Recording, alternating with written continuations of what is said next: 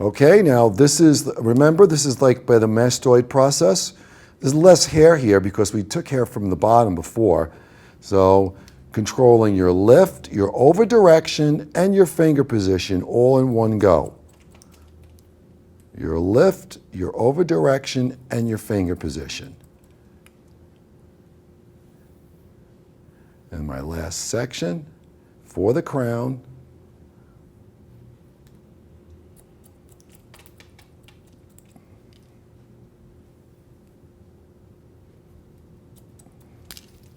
So now you can see we basically did our two blocks, our two panels. We did the underneath and we did the crown. This is all incorporated into two sections. There's plenty of movement in this hair. Now what we're going to do is another thing you have to be careful about, because now we're going to travel through to the front. Now if you pick up this hair from the back here and you start to use this as your guideline, if you go too low, in other words, if you go too low below the crown and you pick this up as your guideline, you're going to slam all this hair off. It's going to be like an inch short on top. And you're going to say, how'd that happen? So what your mission is to find where the head rounds. And then you take the hair from that section. So we'll take the hair from where the hair rounds. And we're going to use that as our guideline. Not the hair completely from the top, because there won't be much to cut. It's the hair from the round.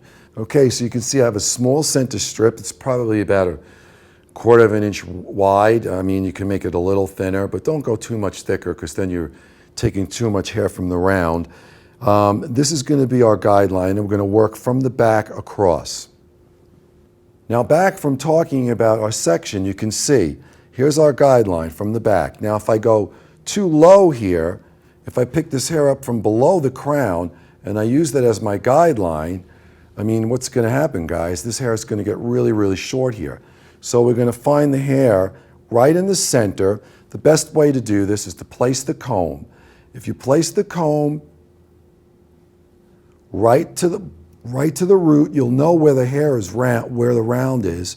You come straight up, and you can find the center. This is going to be our guideline, because this is the center of that round.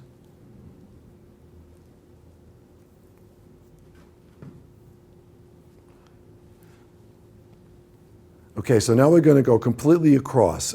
And I always like to have the tips of the blades go across, so this way we can control it a little bit more, because if we come the opposite end, sometimes we can go short, and we can knock a whole corner off. So we're going to come across, I'm going to lift,